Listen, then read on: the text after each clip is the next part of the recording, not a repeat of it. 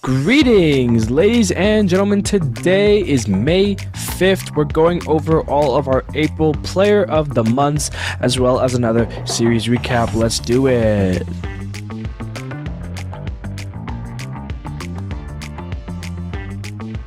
Hello, everybody.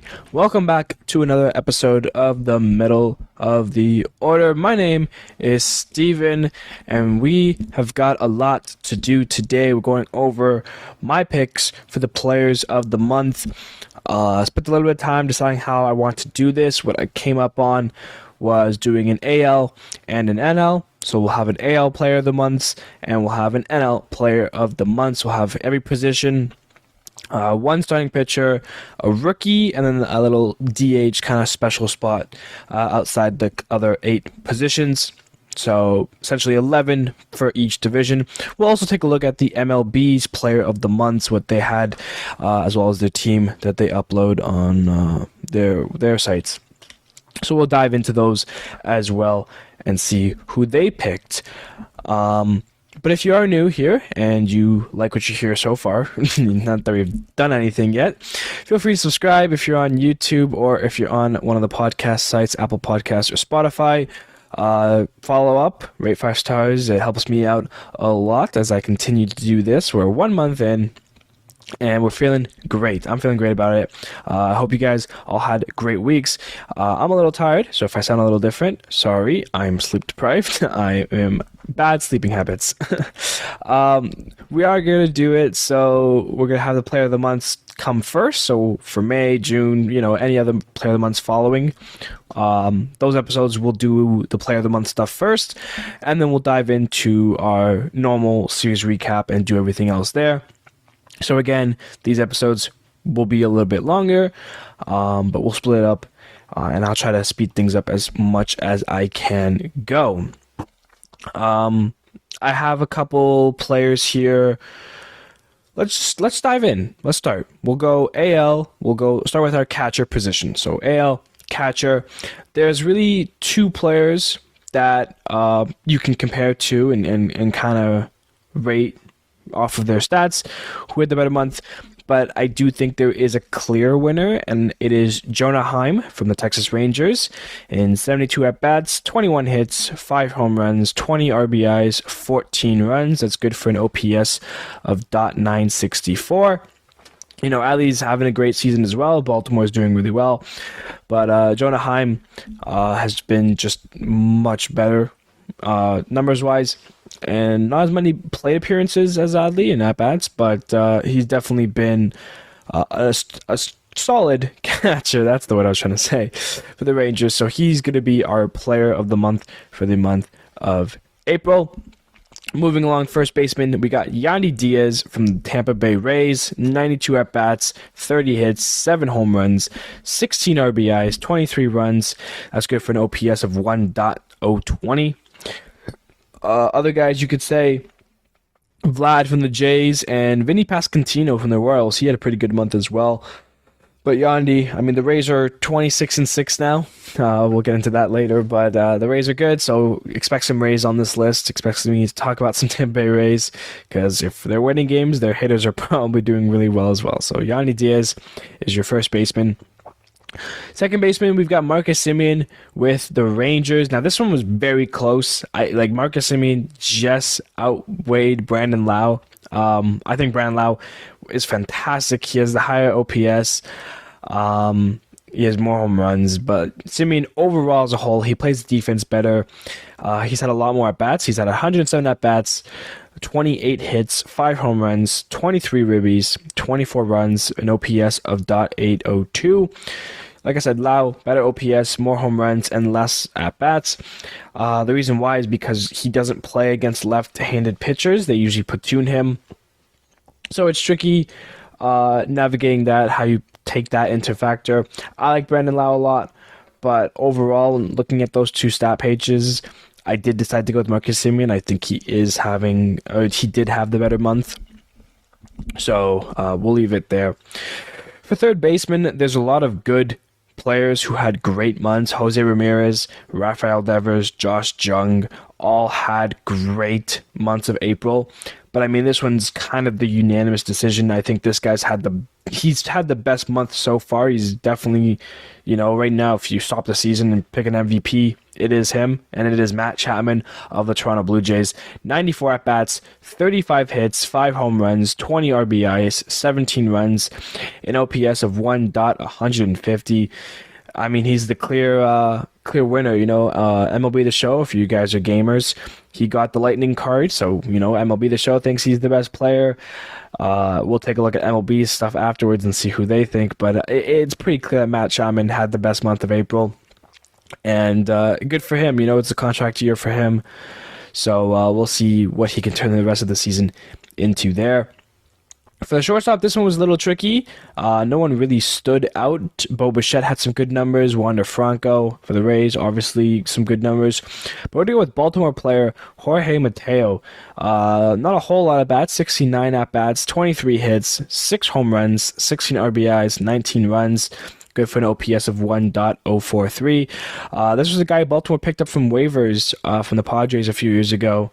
A kind of young guy. He's 28. He's not that young, but he hasn't been playing around too much. I think he made his debut in 2020 during the COVID year. But he's been one of those guys who's really taken a step forward this year so far.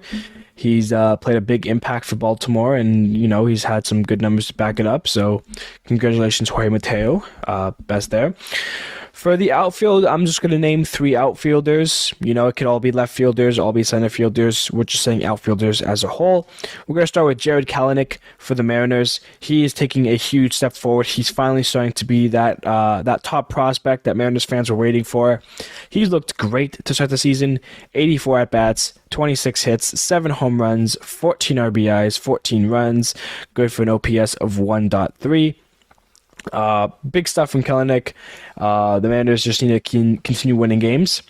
Mike Trout is on this list. 104 at-bats, 33 hits, 7 home runs, 18 RBIs, 20 runs, an OPS of 1.06. Mike Trout's Mike Trout, the best to ever do it in this decade, in this generation. He's been the guy. And he had a really good April for the Angels. The Angels had a really good April, actually. We'll dive into that as well. And finally here, of course, Tampa Bay, Randy Arozarena, 106 at-bats, 35 hits, 7 home runs, 27 RBIs, 21 runs, an OPS .982.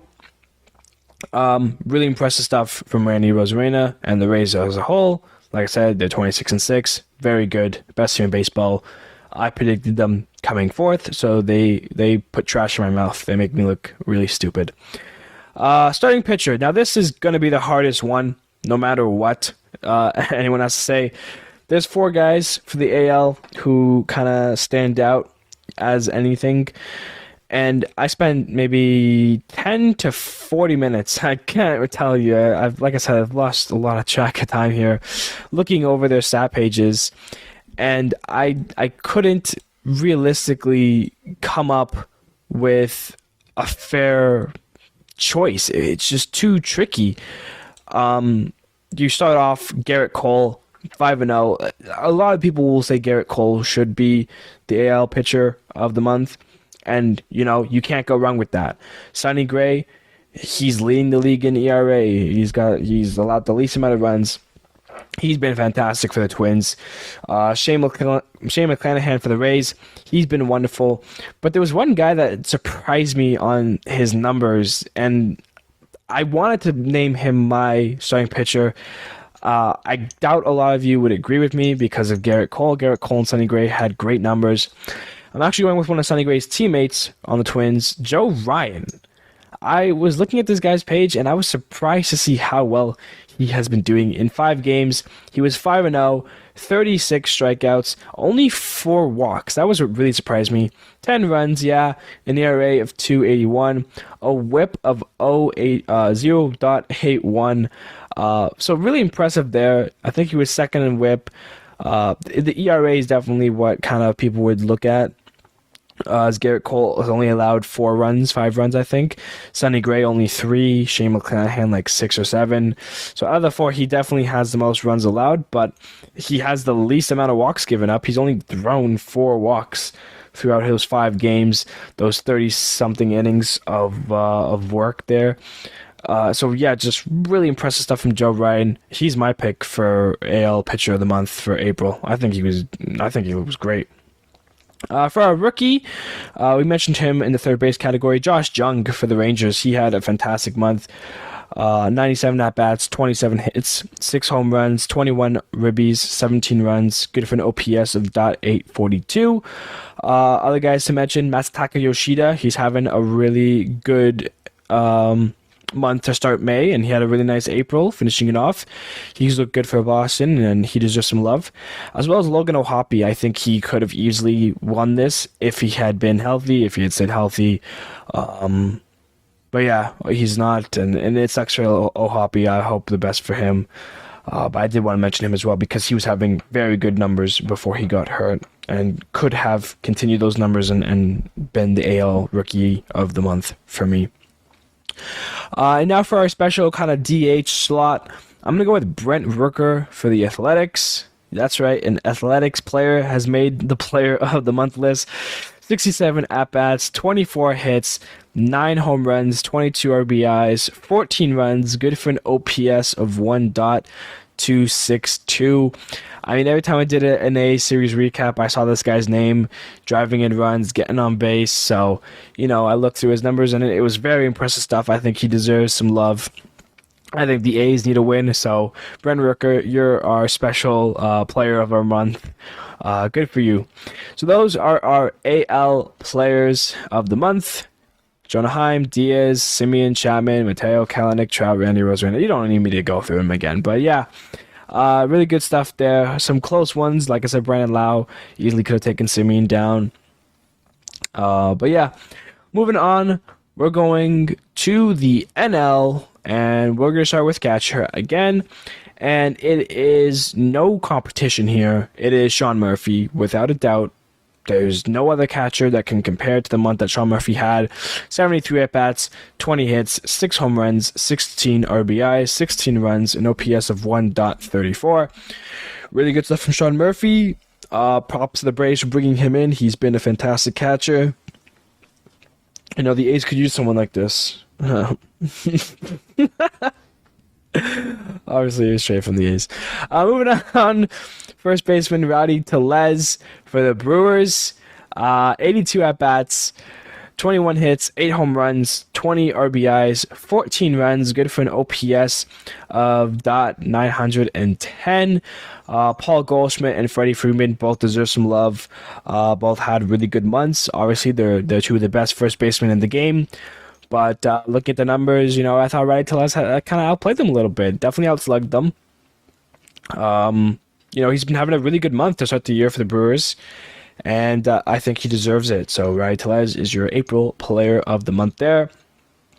For second baseman, I think Theo Estrada and Ozzie Albies do make a case for Player of the Month. They had both very good seasons, very good months. I don't know what I'm saying, seasons here.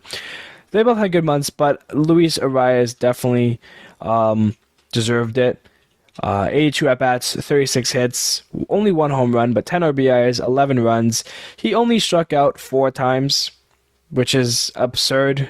This guy is a hitting machine. Marlins and Twins, that trade, I think, is the fairest trade I've seen in a long time.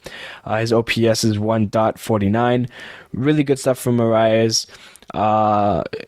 Only 4 strikeouts. That's crazy. That number blows my mind. That's 20-something games, only 4 strikeouts, and some people are already in triple digits with their strikeout numbers. It's absurd. So Luis Arias, your second baseman, NL Player of the Month. Third baseman, we're going Max Muncy. Of course, he leads the league in home runs. In the month of April, 70 at-bats, 18 hits, 11 home runs, 22 RBIs, 18 runs, an OPS of 1.184. Big stuff from Muncy. He's been very good to start the season. So there's no competition, really. There's no one else who deserved the spot. Same thing for the shortstop, Xander Bogaerts of the Padres. There's really no competition. It was a clear-cut winner. Bogaerts in 100 at-bats, 29 hits, 6 home runs, 12 RBIs, 20 runs. Good for an OPS of .883. Good stuff from Bogaerts there. Player of the month for April for your new team in the Padres. So it's really good stuff there. Really good to start your year hot. Show the fans what you're capable of doing. They paid you a lot of money, so good for Bogaerts. Now for outfielders, this is where things will get controversial. There's a lot of good ones. What I chose, of course, there's two I think that deserve it and should be on a lot of people's player of the months wherever you look. Ronald Acuna Jr., of course, 102 at bats, 36 hits, 4 home runs, 14 RBIs, 23 runs, an OPS of 1.04. Really good stuff from Acuna there. And Brandon Marsh, just as good. 81 at-bats, 26 hits, 4 home runs, 13 RBIs, 16 runs, an OPS of 1.32. So great for Marshy. I love this guy when he was an Angels prospect. Now he's a Phillies player, and he's been playing really well dating back to the last postseason. Now this last outfielder spot, a little tricky. There's a lot of good candidates, good options here. I went with Connor Joe for the Pirates. I feel like I had to have a Pirate on this list. The Pirates, the way they're playing, they had to be someone who had a fantastic month of April, and I think Connor Joe was it. In 80 at-bats, 23 hits, 4 home runs, 11 RBIs, 18 runs, good for an OPS of .962. Really good stuff from Connor Joe there. For your NL pitcher, you got really two options, Zach Gallen or Clayton Kershaw. Clayton Kershaw is great. Zach Gallen's better. In 5 games, he's 4-0, 44 strikeouts, 2 walks, only 2 walks given up, 4 earned runs, an ERA of 1.09, a whip of .61. Really impressive stuff from Gallen. You can't go wrong with Kershaw, but I think Gallen just has been dominant to start the season. He's your April player of the month. For the rookie, there's one clear candidate. This is the other guy that was kind of dating back with the outfield. James Outman, 90 at-bats, 26 hits, 6 home runs, 18 RBIs, 4 runs, an OPS of .966. Another Dodgers player that just kind of appears out of nowhere and all of a sudden face of the planet. James Outman's been doing it all month. Really strong April. He's kind of leading the Rookie of the Year candidacy right now with Corbin Carroll being out, who I should mention, as he did get hurt. He had some really good numbers as well, but Alman definitely has been better so far. And finally here, the DH, the kind of special spot for the NL. I went with Cody Bellinger. This guy kind of fell off the face of the earth, him and Yelich, after being the 2 best players for 2-3 years, back-to-back MVPs, one for Bellinger, one for Yelich. They both fell off pretty hard. So far as a Cub, he's kind of found himself again. 88 at-bats, 27 hits, 7 home runs, 18 RBIs, 22 runs. That's good for an OPS of 1.1. So great stuff from Bellinger. A couple years ago, he had an April that no one will ever forget. It was as crazy of an April as you'll get.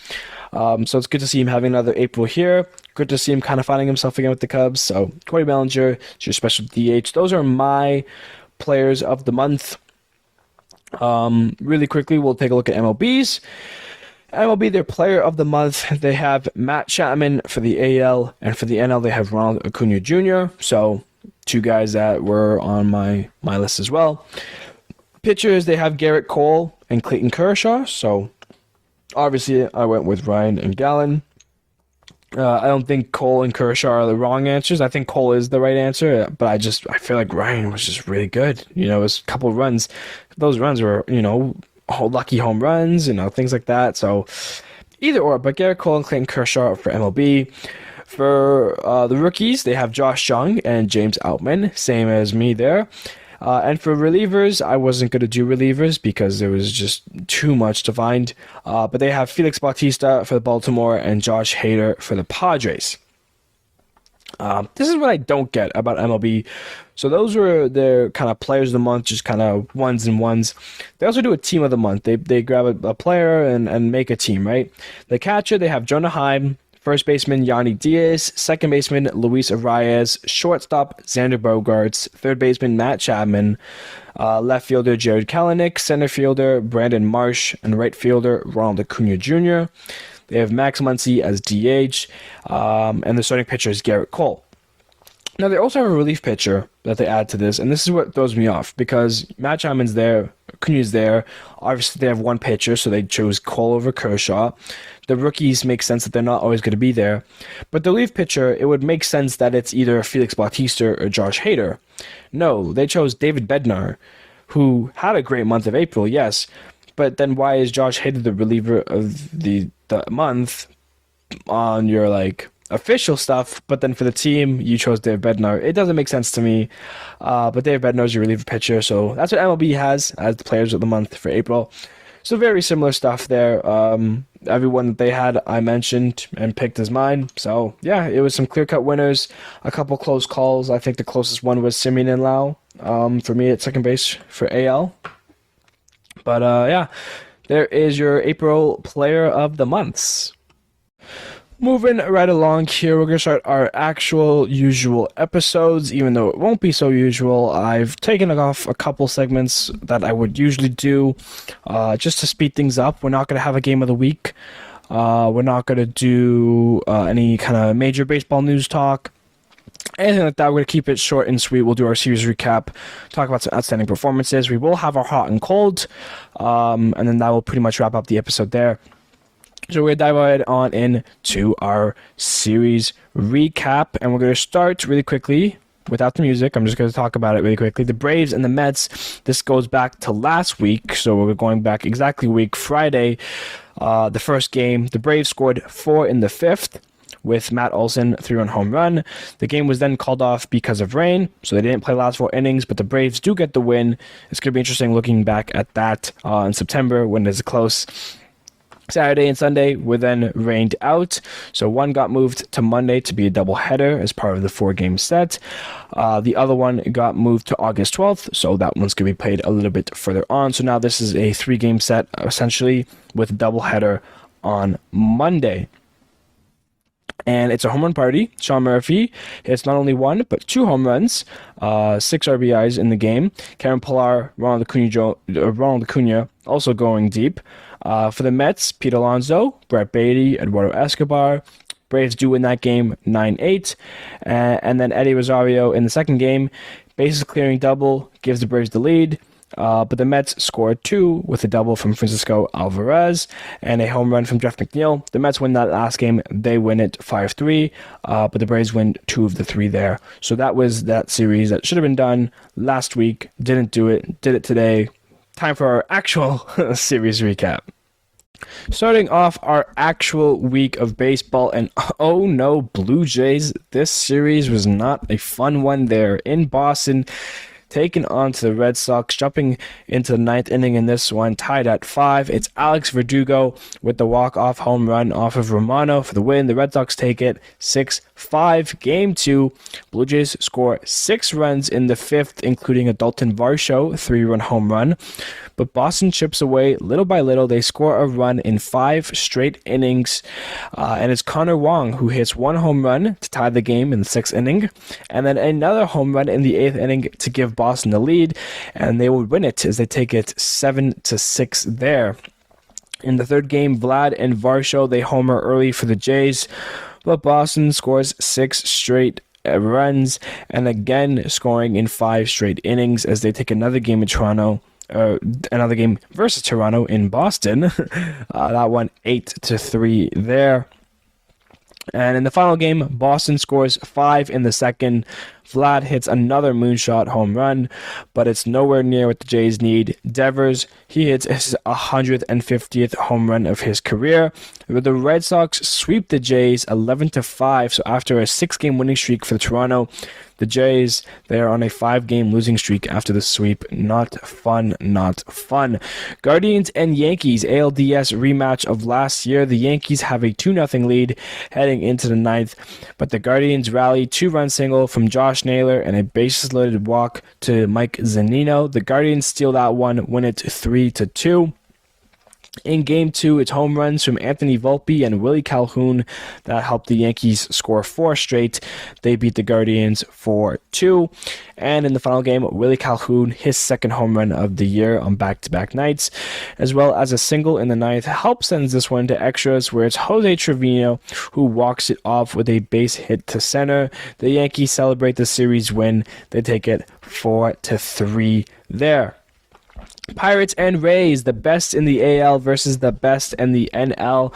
Harold Ramirez, he has 2 RBIs on a single and a solo shot as the Rays get the first game. They win that one 4-1. Second game, Andrew McCutcheon, he hits home run number 6 on the year for him to get the scoring started, but that's all the Pirates would score as the Rays score 8 straight runs, including home runs from Josh Lowe and Wander Franco. Tampa takes it 8-1 there. And in Game 3, it's 3 solo shots for the Rays. Taylor Walls, Randy Arozarena, and Yanni Diaz all go deep. The Rays, they sweep the Pirates. They show who's the better team in baseball. They win that one 3-2. Baltimore and Kansas City. Bobby Witt starts the series a home run, and MJ Melendez follows with one of his own before Baltimore scores 10 straight runs, including 2 home runs from Ryan Mountcastle. Royals would try to come back. Salvador Perez, he would hit 2 home runs after that, but it wouldn't be enough. Baltimore takes the first game 11-7. In Game 2, it's a vintage start from Zach Greinke as he goes 5 innings, 3 hits, 3 Ks. But it's Vinny Pasquantino, 3 RBIs, including a home run, that would help the Royals take the second game. They win 6-0. Kansas City in Game 3 would come back after being down 8-1 to take the lead 9-8, score 8 straight runs with the help from Salvador Perez and Kyle Isbell, who hits his first home run of the year. But Baltimore answers. They score 5 in the 8th and 9th to steal it back from the Royals. Oilers win the series. They win the game 13-10. Twins and White Sox. White Sox coming off a win after a major skid, taking on the best team in the Central and a major division rival. And take the first game in walk-off fashion. Andrew Benintendi gets the walk-off single as the Sox take it 3-2. In Game 2, Luis Robert Jr. starts the game with a 3-run home run for the Sox. Twins would take the lead later on a home run from Nick Gordon, but the Sox score 3 straight and take the game back as they win it 6-4, which means they'll win the series. That's baseball for you. And in the final game, Eloy Jimenez, a big boy home run for the Sox, had them up early. The Twins would not go away. Home runs from Byron Buxton and Carlos Correa tie it up. That sends us to extras where the Twins score 5 runs in the 10th inning to avoid the sweep. They take the game 7-3 there. Mets and Tigers, these teams are home run happy in the first game. Eric Haase and Javier Baez both go deep for their firsts of the year and net 4 runs. For the Mets, it's Tommy Pham with his first of the year, Mark Canha his third, and Lindor his 5th. Mets would have the lead before Eric Haase scores 2 runs on a single to give the Tigers the lead that they would hold on to as they win the opener 6-5 there. Game 2, Max Scherzer, he is back for the first time since his sticky stuff ejection, and it is not a great one. Another home run from Eric Haase leads the Tigers to get another win from the Mets. They take that game 8-1. Speaking of players returning, Justin Verlander is back. He is healthy. He's making his first start of the year and his first ever start as a New York Met. And funny enough, it's in Detroit with Max Scherzer as a teammate. It's funny how the world works sometimes. He does give up 2 home runs in the first inning to Riley Green and Javier Baez, but he would settle in after that. Unfortunately, the Mets offense cannot touch Erod. He has another fantastic start. The Tigers, they sweep the Mets. They win the last game 2-0 there. Moving right along, we've got the Mariners in Oakland taking on the Athletics. An important one for the Mariners, who have kind of been struggling a little bit here, but to get the A's, it's very good. Let's see if they can capitalize on that. The series starts with a fun pitching duel as the Athletics rookie pitcher Mason Miller, making his third start, taking on the Mariners rookie pitcher Bryson Miller, making his first ever MLB start, his debut. And no, they are not related, Mason Miller and Bryson Miller. They're just rookies who were born a day apart, funny enough. They both pitched fantastic, but it's a home run from A.J. Pollock and a double from Kalanick that helped the Mariners win it 2-1 there. In the second game, it's A.J. Pollock again with a home run in the 9th inning to tie the game and send it to extras, where a home run from Suarez helps lead to 5 runs in the inning. The Mariners win it in extras 7-2. And in the final game, it's a couple of home runs from J.J. Bleday for the A's and Terry Trammell for the Mariners. Game would be tied before Colton Wong delivers a single, scoring 2. That helps the Mariners sweep the A's. They take the last game 5-3. Giants and Astros, Luis Garcia, he leaves the game after only facing one batter. He was then placed on the IL with an elbow injury. The Astros do win the game in his honor. They score 5 in the 7th and win it 7-3.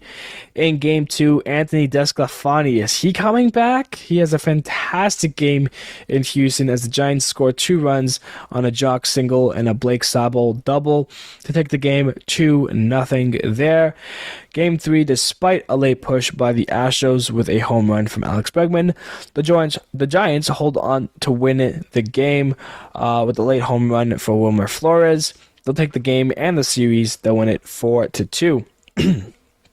D-backs and Rangers, they're playing a quick 2-game, and it starts with Marte and Walker hitting home runs to give the Diamondbacks an early lead. That would go away as the Rangers score 5 straight, including a home run from Ezekiel Duran.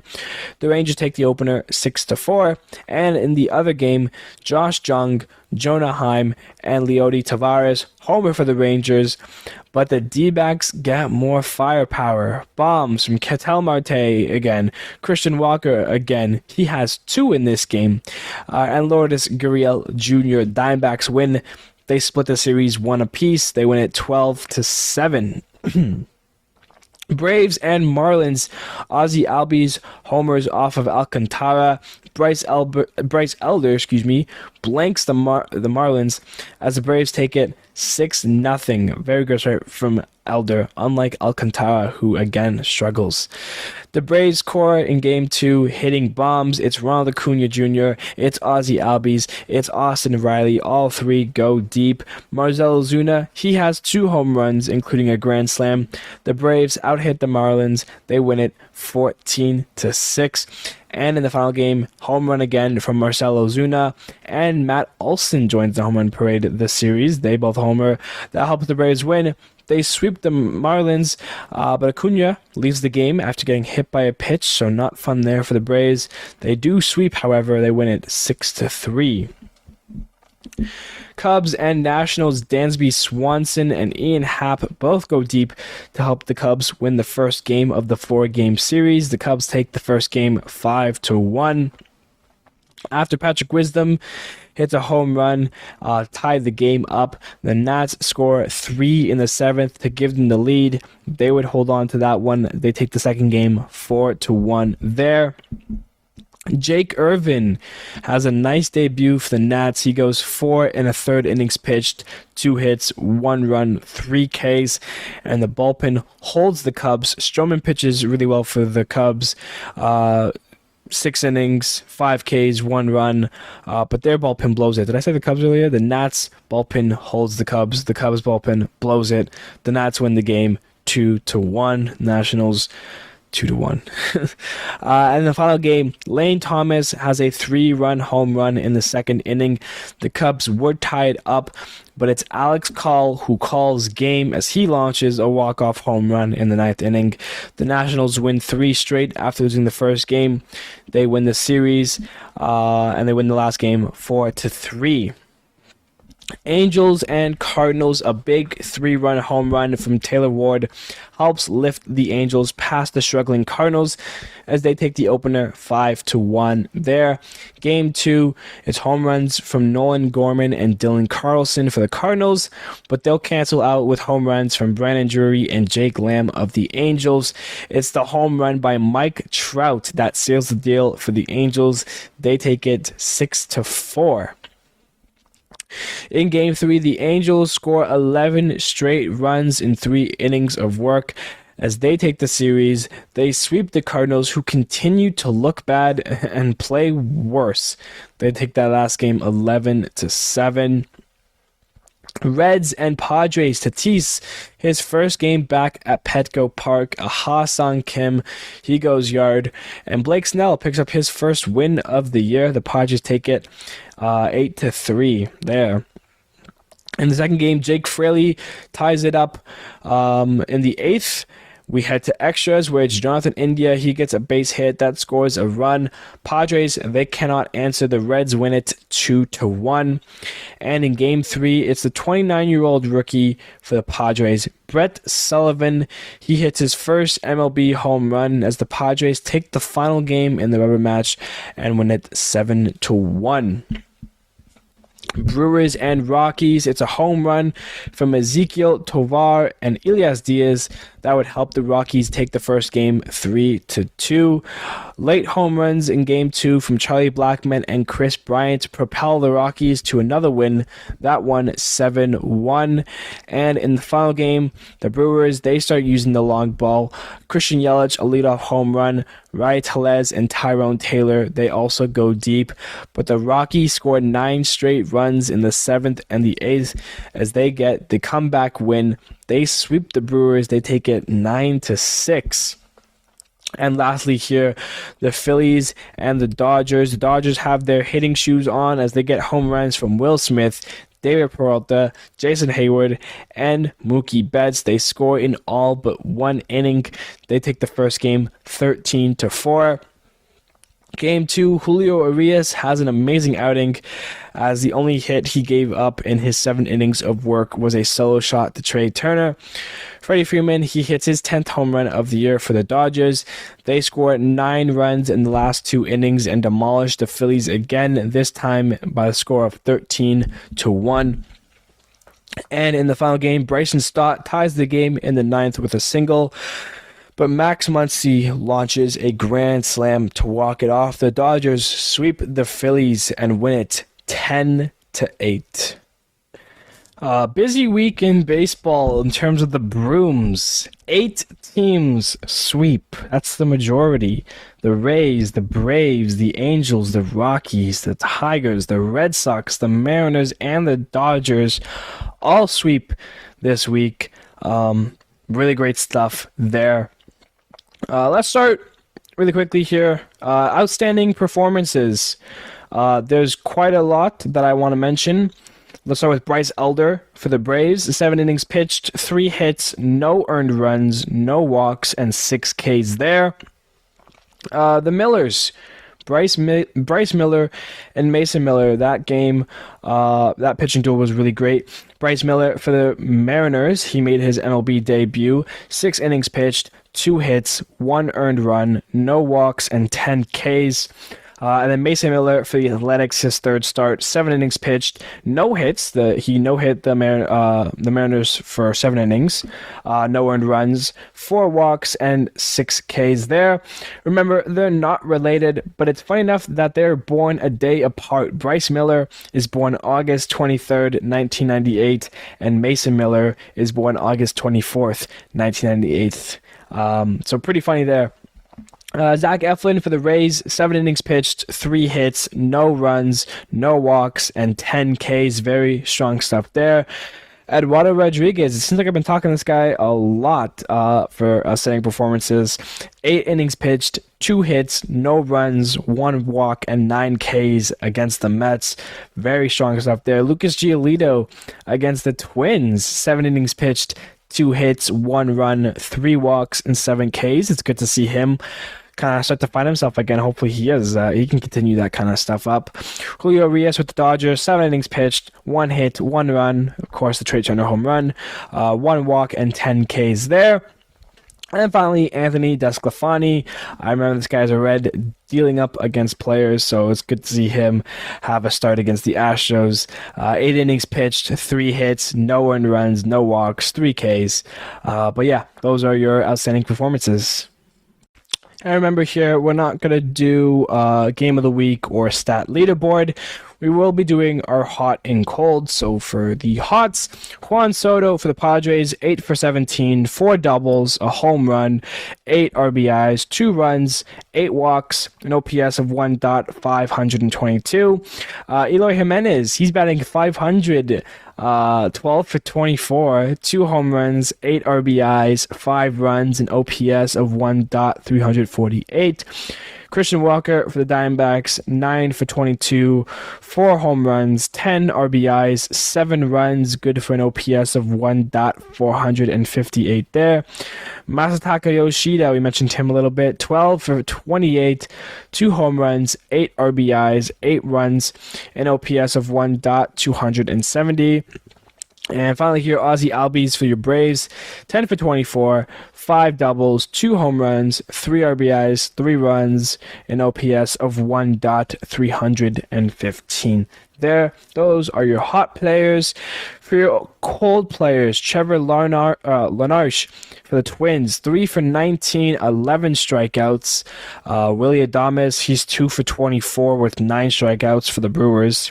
Kyle Tucker surprises me. It sucks to see him here. He's 2 for 22 with 5 Ks recently, the Astros.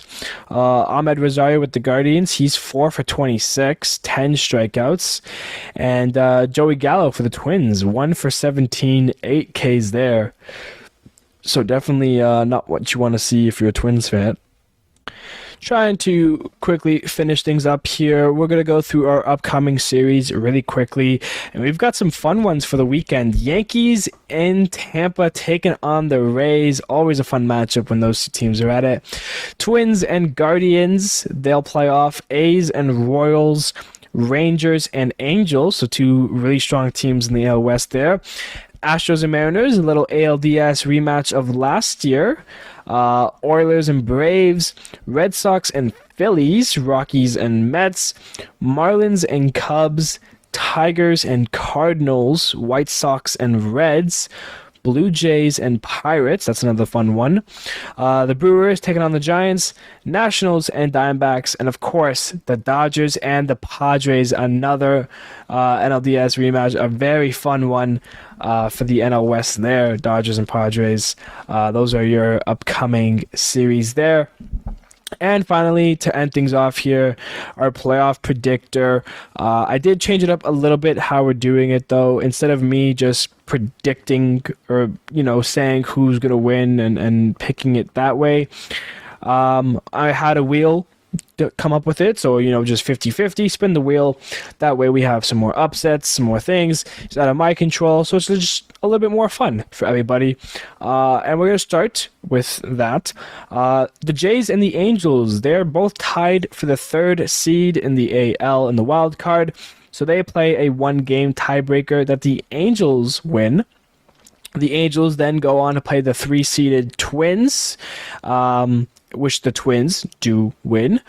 The 5-seed Boston Red Sox taking on the 4-seed Baltimore Oilers.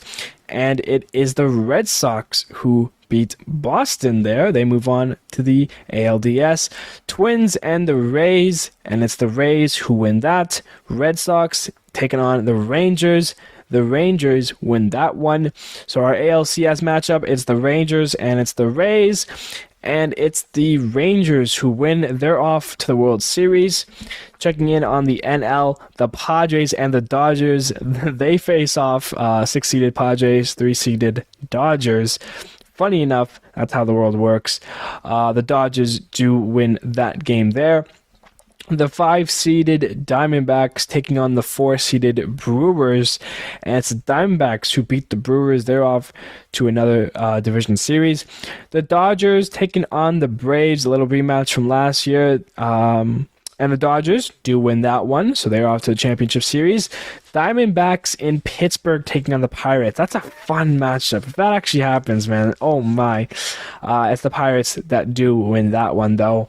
Our NLCS, it's the Dodgers in Pittsburgh taking on the Pirates, and it's the Pirates who win. They beat the Dodgers. They're off to the World Series. Taking on the Rangers. Pirates and Rangers World Series.